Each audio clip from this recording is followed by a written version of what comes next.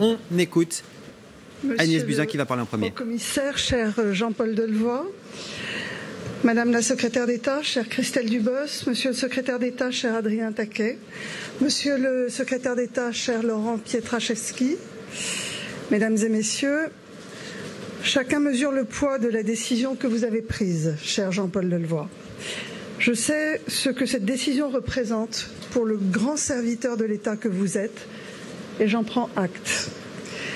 J'aimerais vous dire, en cet instant si particulier, le grand respect que vous avez inspiré à tous les agents de ce très beau ministère.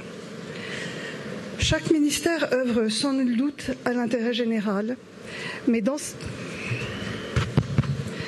cette maison, la justice sociale est une exigence quotidienne et nous y sommes toutes et tous profondément attachés. Redonner confiance dans nos solidarités et construire un système de retraite plus juste et plus solide, cela demande de la volonté, beaucoup de volonté, du courage, beaucoup de courage. Et vous n'en avez jamais manqué. Et le choix que vous avez fait avant-hier le confirme une fois de plus. Pour créer une nouvelle solidarité universelle et adaptée à la société qui est la nôtre, vous avez mené un travail colossal. Avec votre équipe depuis plus de 2 ans, je sais que vous voulez qu'on les cite, car vous n'auriez rien fait sans eux. Mais ce travail, cher Jean-Paul, il est admirable. Ce travail de concertation était indispensable. Vos préconisations ont renforcé l'ambition d'une protection sociale du XXIe siècle qui donne une place à chacun et qui tient compte des parcours de vie tels qu'ils sont aujourd'hui. J'ai été fière de pouvoir compter sur votre très grande compétence et sur votre sens du dialogue. À l'heure où vous quittez ce ministère, je forme le vœu que ce dialogue si précieux, par-delà les propositions, demeure une force au service des solidarités. Et à votre successeur, cher Laurent Pietraszewski, je souhaite le meilleur dans ces nouvelles fonctions, avec la certitude, puisqu'il a été formé par vous-même, cher Jean-Paul Delevoye, et puisqu'il est l'un des ambassadeurs les plus homériques du Haut Commissariat aux retraites, qu'il sera votre digne héritier. D'une certaine façon, cher Jean-Paul, vous ne partez donc pas. Cher Laurent, bienvenue dans votre nouvelle famille. Vous appartenez maintenant à ce très beau ministère. Cher Laurent, bienvenue dans votre nouvelle famille. Vous appartenez maintenant à ce très beau ministère.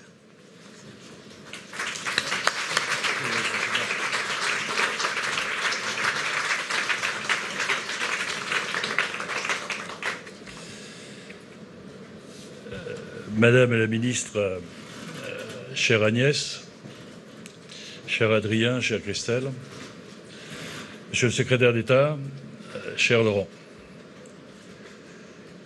depuis 2 ans,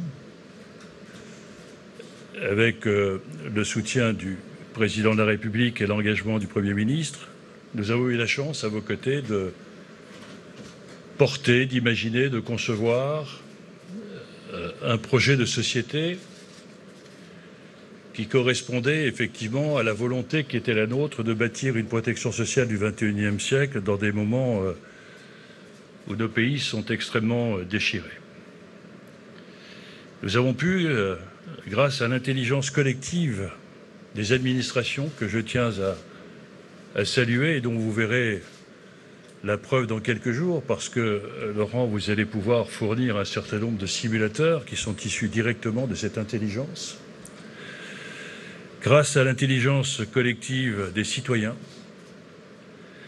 grâce à l'intelligence aussi des journalistes qui ont suivi nos réunions quotidiennes et des parlementaires.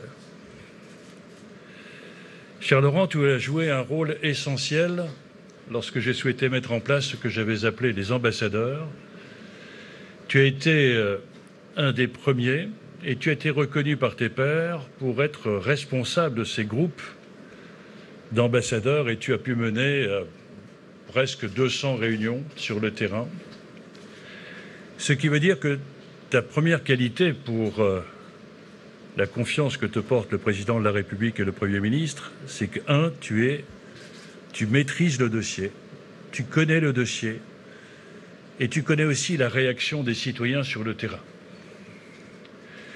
La seconde, c'est que tu jouis de la confiance des parlementaires qui sont mobilisés pour offrir à notre pays un pacte de cohésion générationnelle et d'apaisement où chacun se sent responsable et solidaire de l'autre.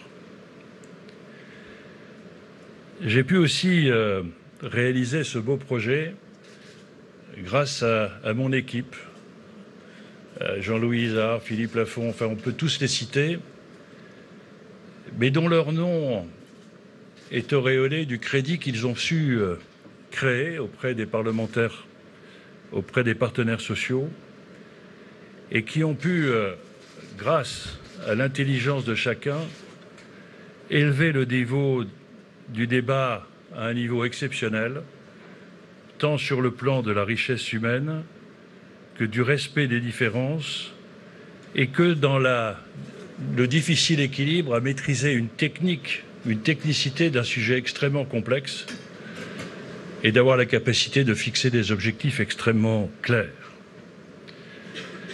Tu as décidé, Laurent, et je sais que c'est aussi la volonté du Premier ministre et d'Agnès, de garder cette équipe.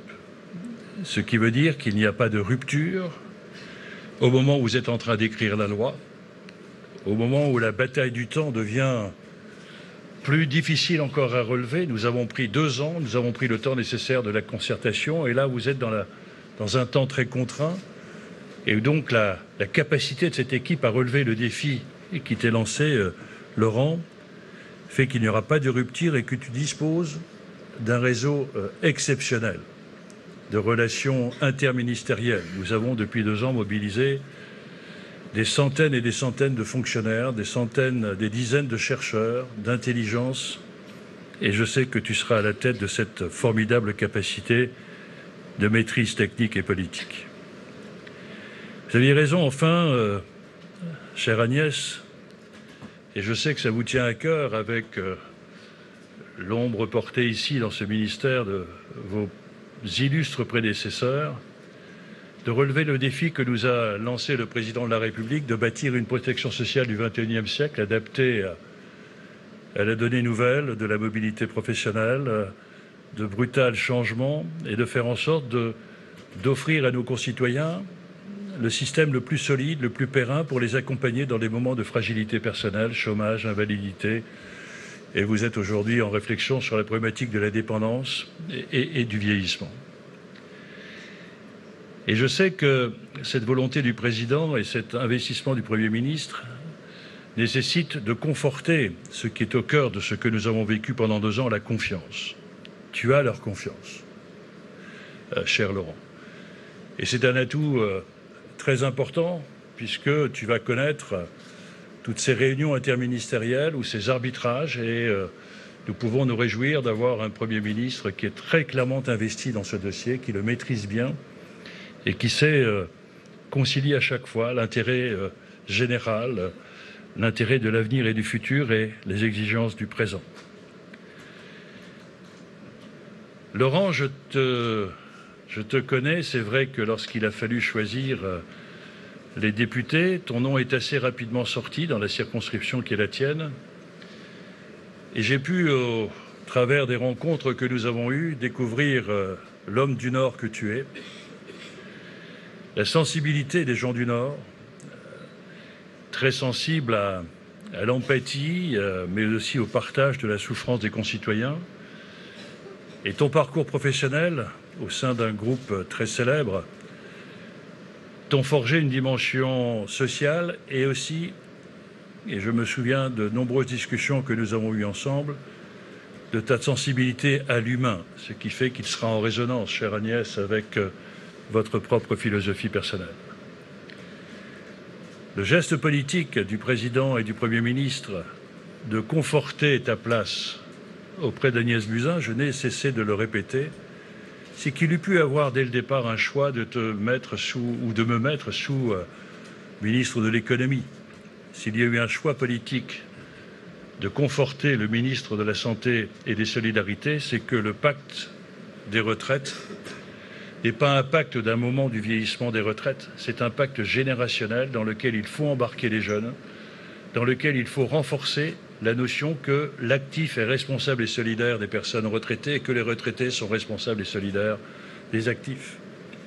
Et que nous voyons bien que tous les débats que nous allons avoir posent d'autres débats futurs sur l'épanouissement au travail, sur la place du travail dans la société, sur la façon, dans des moments de plus en plus compliqués sur le plan professionnel, d'offrir à des moments où c'est la fin d'une vie, de regarder cette formidable optimisation des ressources nouvelles que représentent les personnes âgées, et y compris les moments de grande fragilité. C'est un sujet qui vous tient à cœur sur l'indépendance. Et je trouve que l'objectif de ta mission, Laurent, est dans le titre du ministère des Solidarités et de la Protection sociale. Je voudrais enfin remercier Agnès Buzyn, chère Agnès, et votre directeur de cabinet et votre équipe. Nous avons eu quasiment toutes les semaines des réunions permanentes et je sais que malgré vos charges lourdes dans des domaines qui vous tiennent à cœur, sur le bien-être du monde hospitalier, sur les grands combats que vous avez menés sur la bioéthique, vous avez toujours souhaité garder un regard très particulier et très puissant sur les travaux que nous menions. Et je voudrais vraiment vous remercier pour votre écoute, votre disponibilité et je dirais aussi votre bienveillance et votre résonance. Et j'ai trouvé que, autour d'Adrien, sur l'enfance, de Christelle, sur la précarité, le fait d'avoir cette triptyque avec le moment de fragilité d'une vie quand on arrête une activité de la retraite vous donne un rôle extrêmement particulier dans le souci de réfléchir vraiment aux enjeux de la protection sociale du XXIe siècle. Je voudrais aussi remercier toutes les administrations, celles présentes et celles qui ne sont pas là. Je les ai remerciées personnellement parce que, tu verras Laurent, il y a des dizaines et des dizaines de groupes interministériels dans lesquels il y a des centaines et des centaines du budget à l'adresse, à la fonction publique, de fonctionnaires qui ont, au travers de ce projet, trouvé un épanouissement supplémentaire parce qu'ils avaient la sensation et la réalité de travailler pour un projet pour le futur de la France et pour offrir peut-être des capacités d'apaisement dans une société aujourd'hui tiraillée trop souvent par les haines et les ressentiments. Et j'évoquais souvent cet ouvrage de Bernanos en disant « Soyons attentifs à ne pas favoriser la coagulation des haines et des ressentiments qui peut faire basculer les systèmes démocratiques dans les populismes les plus compliqués ». Je voudrais aussi remercier tous les journalistes qui ont eu la volonté de nous accompagner pour mieux comprendre les sujets afin, dans la liberté totale qui était la leur d'expression, complètement appréhender les sujets pour pouvoir écrire des articles de fond et je voudrais les remercier pour leur investissement. Je voudrais vraiment remercier les citoyens. Je sais qu'à l'époque où nous avons mis en place, Agnès, cette notion du temps et des concertations citoyennes, ce n'était pas forcément quelque chose qui était perçu comme primordial et essentiel. On a même vanté la méthode. Et je peux vous dire qu'assez rapidement, chacun a compris qu'en allant mobiliser et permettre aux citoyens d'éveiller leur conscience et de leur construire des convictions, c'était probablement un des moyens aujourd'hui de stabiliser une République qui vit très souvent sur des spasmes émotionnels. Et nous devons être très attentifs à faire en sorte d'offrir à nos concitoyens le moyen de se réapproprier ce qu'est l'enjeu de la protection sociale. Ce n'est pas des droits, c'est un équilibre entre droits et devoirs, et c'est un équilibre extrêmement important. S'il n'y a pas la perception d'un bien commun, il ne peut pas y avoir de solidarité. Et le monde de demain qui s'ouvre devant nous ne pourra être affronté qu'avec une sensation plus forte encore de l'exigence de solidarité vis-à-vis de celui qui est plus faible que soi ou qui est différent de soi. Et je sais que mes propres équipes, d'ailleurs, ont découvert toute l'intelligence, le charme, la pertinence d'aller sur le terrain, se confronter sans filtre à des échanges toujours vigoureux et qui montrent que nos concitoyens sont extrêmement pertinents quand on leur offre les moyens de comprendre les sujets. Je me souviens encore, dans cet hémicycle, nous avions fait la restitution citoyenne de cette jeune dame qui a dit « Mais, Monsieur Delevoye, j'ai compris deux choses. Un, que c'est difficile de décider, que c'est compliqué. et que ce n'est pas noir ou blanc, c'est beaucoup plus difficile que cela. Et elle a expliqué qu'enfin, il fallait que je mette en place... Enfin, elle a dit, j'ai compris qu'il fallait que mon intérêt particulier soit aussi au service d'un intérêt général et qu'il fallait que je trouve le juste équilibre des choses. Et cette sagesse citoyenne prouve que nous avions raison de croire en l'intelligence collective. Et quand on donne au peuple le moyen d'être intelligent, il est intelligent. Et nous devons être attentifs à toutes celles et ceux qui alimentent par de fausses nouvelles, qui tendent à nourrir des émotions négatives. Notre responsabilité à nous politiques, c'est de fournir des chemins d'espérance. Je voudrais remercier aussi les parlementaires qui, à tes côtés, Laurent, se sont beaucoup investis, ont organisé beaucoup de réunions, j'ai participé à beaucoup d'entre elles, et je peux vous dire qu'à chaque fois, j'étais très étonné par la maîtrise qu'ils avaient eue du dossier, et je sais à quel point, Laurent, tu as été un exemple et un maître. Et enfin, je voudrais remercier de façon très particulière les partenaires sociaux. Nous avons vécu des heures et des heures ensemble, dans un respect profond et dans une intelligence et une dimension humaine très forte, et avec la clarté dans les positions de chacun. Il n'y a jamais eu d'ambiguïté. Les partenaires sociaux ont expliqué les raisons pour lesquelles ils étaient favorables ou défavorables à notre projet, mais qu'ils souhaitaient être reconnus comme des hommes et des femmes capables de porter des propositions, d'être des forces d'évolution et d'adaptation du pays aux défis modernes. Et je dois vous dire que j'ai beaucoup appris à leur côté. J'ai beaucoup appris dans la dimension humaine et dans la dimension intellectuelle. Et je sais qu'on ne pourra accompagner les changements compliqués auxquels nous allons tous les uns et les autres confronter qu'avec la participation des citoyens, la participation des partenaires sociaux. Car sans régulation politique et sans régulation sociale, c'est à ce moment-là la rue qui s'exprime, et c'est quelque chose d'extrêmement préoccupant et qui peut mettre en fragilité la totalité de nos démocraties quand on voit tout ce qui se passe. Mais j'avais évoqué cela avec Stéphane Hessel de nombreuses reprises, en disant, comme Victor Hugo, le peuple est comme les volcans, il a ses éruptions, et si nous n'y prenons pas garde, la lave détruit tout avant de tout reconstruire. Donc faisons en sorte d'éviter les éruptions et au contraire de profiter de cette formidable énergie. Et donc je terminerai en te souhaitant, dès cet après-midi, avec le Premier ministre, vous allez avoir des rencontres extrêmement importantes. Je connais l'investissement du Premier ministre, je connais aussi l'investissement des partenaires sociaux. J'espère, chère Agnès, que vous allez pouvoir trouver pour nos concitoyens une trêve de Noël qui peut éviter un schéma mortifère dans lequel il y aurait forcément ou le gouvernement ou le syndicat qui gagnerait. C'est une erreur absolue. Je crois que ce qui est important, c'est que la France doit gagner par la contribution et la confrontation dans le sens positif du terme des différences, et de faire en sorte que vous puissiez, cher Laurent, dès cet après-midi, mais je sais que c'est ton cas, découvrir toute la puissance et la richesse d'un dialogue social qui pourra nous permettre de vivre une espérance politique que nous attendons. Bonne chance, Laurent. Je suis ravi que ce soit toi qui me succède, vraiment. Je te connais et je vous remercie tous les uns et les autres. Merci beaucoup.